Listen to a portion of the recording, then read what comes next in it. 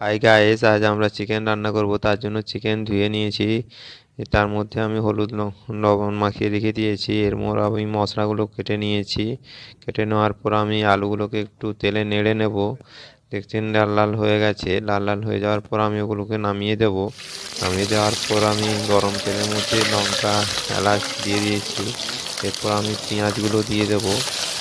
পেঁয়াজগুলো দিয়ে নেড়ে নেব।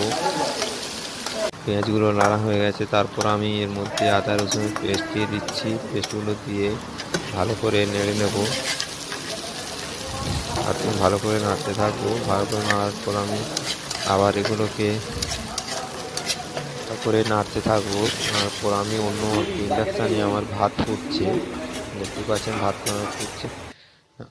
লঙ্কা গুঁড়ো, হলুদ গুঁড়ো, যা যা মশলা লাগবে আমি সেগুলো পরিমাণ মতন দিয়ে দিচ্ছি। পরিমাণ মতন দিয়ে আমি আবার এটাকে নাড়তে থাকবো। মশলাটা ভালো করে কষা হয়ে গেলে চিকেনগুলোকে দিয়ে আমি ভালো করে কষতে থাকবো। দেখছেন, ভালো করে কষে একটু ঢেকে রেখে দেবো। গরম জল দিয়ে দিচ্ছি। গরম জল দিলে নাকি টেস্টফুল হয়। তো বন্ধুরা, দেখছেন আমরা গরম জল দিয়েছি। কেমন হয়েছে বন্ধুরা কমেন্ট করে জানাবেন অবশ্যই।